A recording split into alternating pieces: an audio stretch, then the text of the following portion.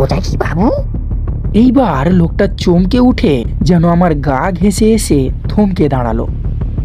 আমি বললাম, কই কি? ওই যে সাদা মতো।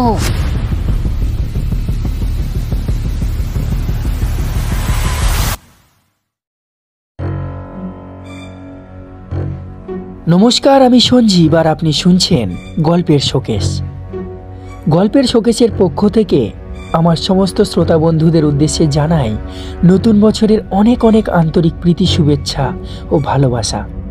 বিগত বছরের ন্যায় এই নতুন বছরে আমরা নতুন করে আশা রাখব আপনারা আমাদের পাশে থাকবেন। গল্পের শোকেসে আপনারা শুনছেন একের পর এক রোমহর্ষক রোমাঞ্চকর ভূতের গল্প। আজকে আপনার জন্য আরও একটি ভূতের গল্প, বিভূতিভূষণ বন্দ্যোপাধ্যায়ের লেখা পথিকের বন্ধু।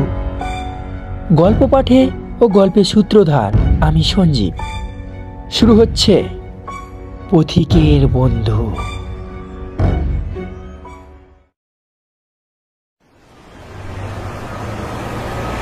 মহকুমার টাউন থেকে বেরুলাম যখন, তখনই বেলা যায়। কলকাতা থেকে আসছিলাম বরিশাল এক্সপ্রেসে। বারাসাত স্টেশনে নিতান্ত অকারণে উক্ত বরিশাল এক্সপ্রেস 40 মিনিট কেন যে দাঁড়িয়ে রইল দারুণ ব্রহ্মবৎ অনড় অবস্থায়, তা কেউ বলতে পারলে না। গন্তব্যস্থান বনগাঁয়ে পৌঁছে দেখি রানাঘাট লাইনের গাড়ি চলে গিয়েছে। বেলার দিকে চাইলাম, বেশ উঁচুতেই সূর্যদেব। লিচুতলা ক্লাবে খানিকটা বসে আড্ডা দিয়ে চা খেয়ে ধীরে সুস্থে হেঁটে গেলেও এই 5 মাইল পথ সন্ধ্যার আগেই অতিক্রম করতে পারা কঠিন হবে না। রামবাবু, শ্যামবাবু, যদু ও মধুবাবু সবাই বেলা 5টার সময় ক্লাবে বসে গল্প করছিলেন। আমায় দেখে বললেন, এই যে বিভূতি, এই এ সময় কোত্থেকে শুনি? কলকাতা থেকে। বাড়ি যাবে? তা ট্রেনে গেলে না? আর বলবেন না, ট্রেনটা ফেল হয়ে গেল। Barishal express 40 minute late. তা এসো এসো, খুব ভালো হয়েছে এক্সপ্রেস ট্রেন লেট হয়ে। বসো, চা খাও। তারপর গল্প গুজবে যার 12 আনাই পরনিন্দা, সময় হু হু করে কেটে গিয়ে কখন যে গোধূলির পূর্ব মুহূর্ত উপস্থিত হয়েছে তা কিছু বলতে পারিনে। যেতে হবে এখনো অনেকটা রাস্তা, আর দেরি করলে পথেই অন্ধকার হয়ে যাবে। বৃষ্টিও আসতে পারে, কারণ বর্ষাকাল, শ্রাবণ মাস। বড় রাস্তায় উঠে সত্যিই দেখলাম আড্ডা দিতে গিয়ে সময়ের আন্দাজ বুঝতে পারিনি। তাড়াতাড়ি হাঁটতে লাগলাম। পশ্চিম আকাশে মেঘ করে আসছে। চাপা বেড়ে ছাড়িয়েছি। রাস্তায় জনমানব নেই। পথের দুপাশে ঘন জঙ্গলে পটপটির ফুল ফুটেছে। গন্ধ ভেসে আসছে জলো বাতাসে। শেয়াল খসখস শব্দ করে চলে গেল পাতার উপর দিয়ে। বিলিতি চটকা গাছের ডাল বেয়ে ঝুলে পড়েছে মাকাল লতা। কলকাতা থেকে হঠাৎ এসে বেশ লাগছে এই নির্জনতা। চাপা বেড়ের পুল ছাড়িয়ে কিছু দূর গিয়েছি, এমন সময় দেখি একটি লোক কাঁধে বাঁক নিয়ে আমার আগে আগে যাচ্ছে। আমার পায়ের শব্দে সে চমকে পিছন ফিরে আমার দিকে চাইল। ওকে এ পথে একা দেখে একটু আশ্চর্য হয়েছি। এ বুনো পথে এ সময় কেউ একা বড় একটা হাঁটে না। বললাম, কোথায় যাবি? জি আগে, এই গোপালনগরে। বাঁকে কি রে? দই আছে হুজুর। তা বলি, এত দই কি হবে?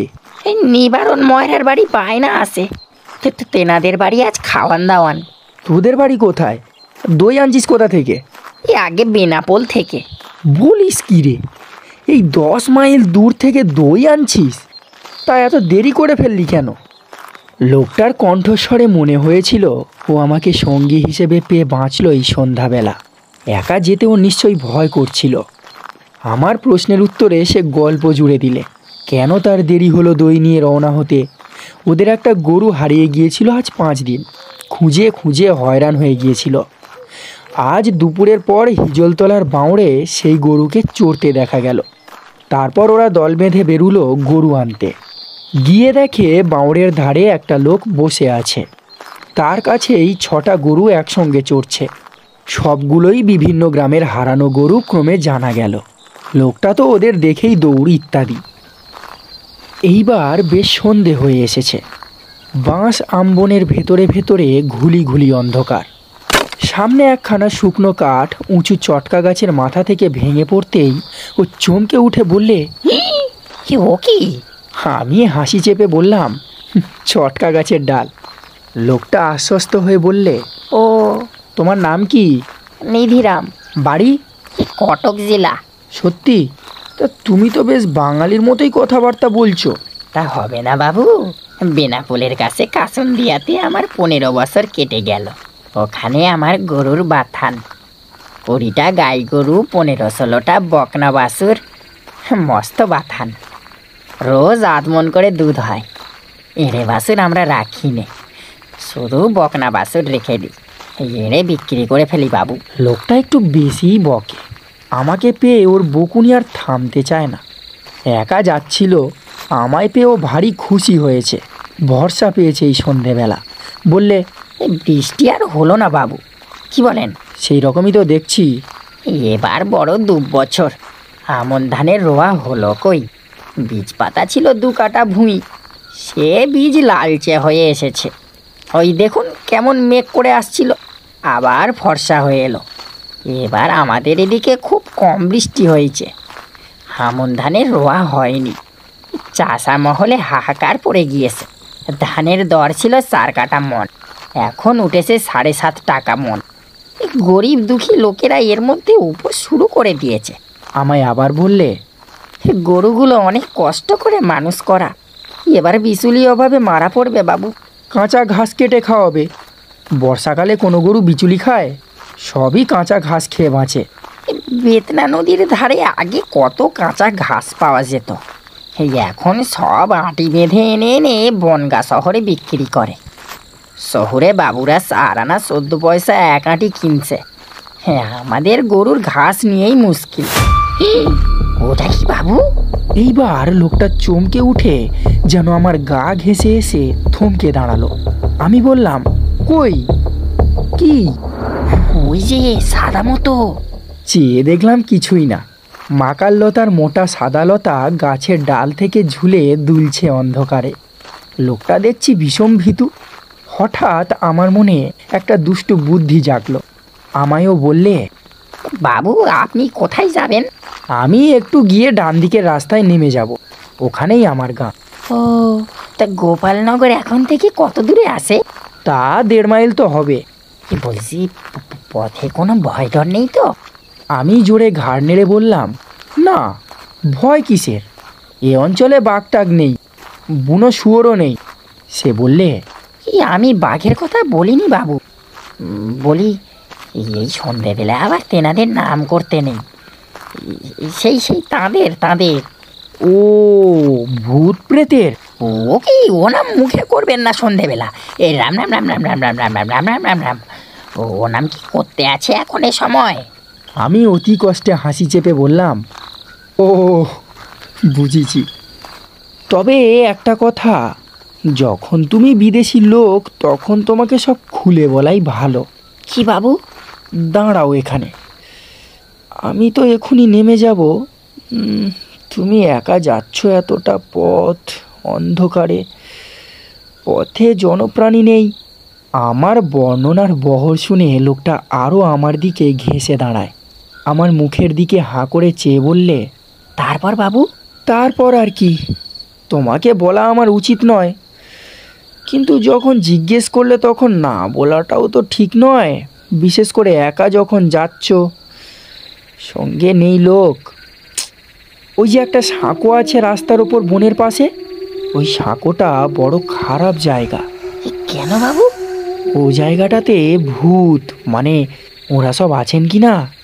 পাশে যে বড় বাগান, ওটার নাম গোলায় দরের আম বাগান।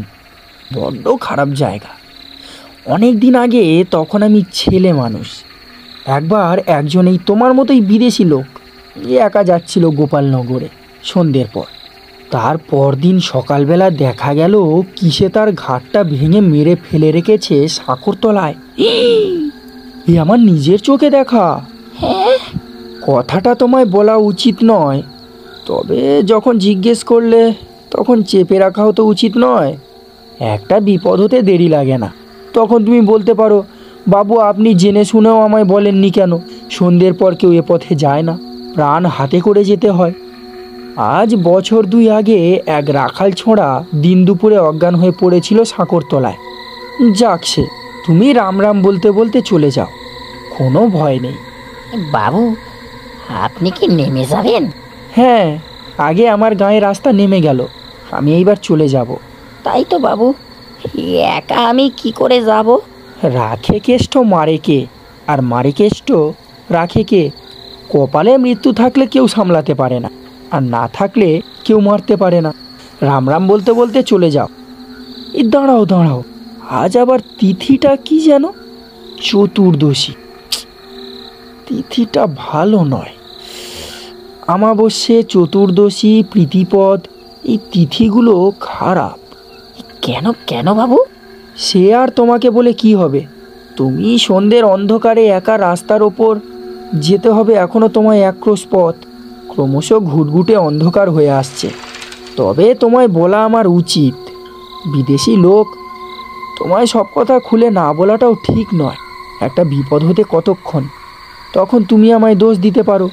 এই সব তিথিতেই ভূত, প্রেত, পিশাচ, ব্রহ্মদত্তী। রাম রাম রাম রাম রাম রাম রাম রাম রাম রাম রাম রাম, ও সব নাম করবেন না বাবু।